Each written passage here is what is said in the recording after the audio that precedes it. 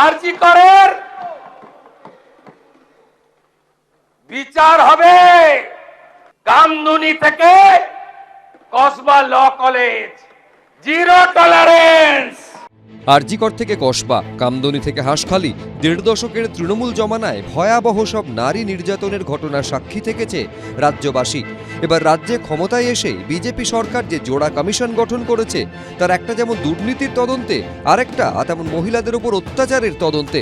আরজিকর কাণ্ডের ফাইল খোলা হয়েছে, ৩ আইপিএস অফিসারকে সাসপেন্ডের মতো কড়া পদক্ষেপ নেওয়া হয়েছে।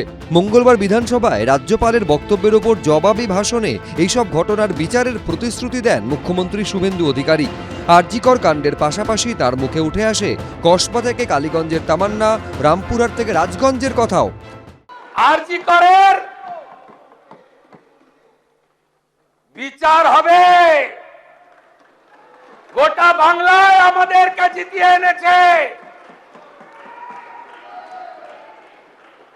অভয়ের বিচার দিতে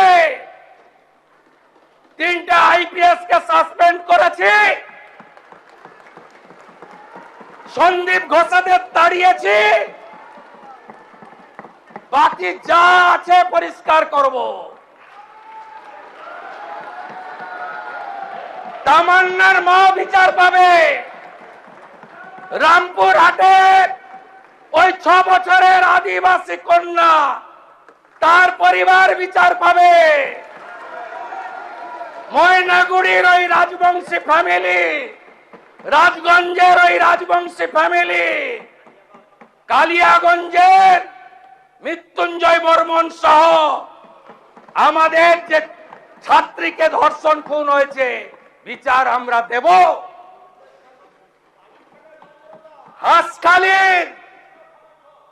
হাঁসখালির নমসূত্র পরিবার, কামদুনি থেকে Kasba law college, zero tolerance, zero tolerance. রাজ্যের বিজেপি সরকারের তৈরি জোড়া কমিশনে গুরুত্বপূর্ণ ভূমিকায় প্রত্যাবর্তন ঘটেছে 2 সিনিয়র আইপিএস অফিসারের। দুর্নীতি, সিন্ডিকেট, তোলাবাজির তদন্তে যে কমিশন গঠন করা হয়েছে, তার নেতৃত্বে রয়েছেন কলকাতা হাইকোর্টের অবসরপ্রাপ্ত বিচারপতি বিশ্বজিৎ বসু। কমিশনের সদস্য সচিব করা হয়েছে রাজ্যের সিনিয়র আইপিএস অফিসার কে জয়রামনকে। অন্যদিকে মহিলাদের উপর অত্যাচারের অভিযোগের তদন্তে আরও একটি কমিটি গড়েছেন শুভেন্দু অধিকারী। সেই কমিটির চেয়ারপারসন কলকাতা হাইকোর্টের অবসরপ্রাপ্ত বিচারপতি সমাপ্তি চট্টোপাধ্যায়। আর সদস্য সচিব করা হয়েছে আইপিএস অফিসার দময়ন্তী সেনকে। মঙ্গলবার বিধানসভায় সেই প্রসঙ্গ তুলে সুর চড়ান মুখ্যমন্ত্রী।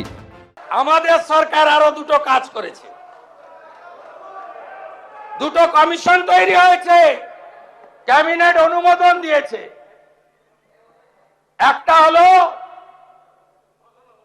যত মহিলাদের উপরে, বোনেদের উপরে, কন্যাদের উপর অত্যাচার হয়েছে,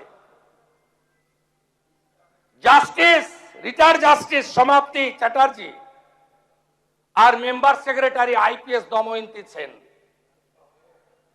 খুঁজে খুঁজে বার করব। মঙ্গলবার মুখ্যমন্ত্রী শুভেন্দু অধিকারী যখন বিধানসভায় দাঁড়িয়ে বিচারের প্রতিশ্রুতি দিচ্ছেন, তখন অধিবেশনে উপস্থিত ছিলেন অভয়ার মা বিজেপি বিধায়ক রত্না দেবনাথ। তাকে কান্নায় ভেঙে পড়তে দেখা যায়। অন্যদিকে এদিন বিধানসভায় মুখ্যমন্ত্রীর সঙ্গে দেখা করেন কালীগঞ্জের নিহত তামান্না খাতুনের মা, হাওড়ার নিহত আনিস খানের বাবা এবং 2018 সালে পঞ্চায়েত ভোটের আগের রাতে কাকদ্বীপে পুড়ে মৃত্যু হওয়া সিপিএম দম্পতির ছেলে দীপঙ্কর দাস। উজ্জ্বল মুখোপাধ্যায়, আশাবুল হোসেন, কৃষ্ণেন্দু অধিকারী, এবিপি আনন্দ। এবিপি আনন্দ, এগিয়ে থাকে, এগিয়ে রাখে।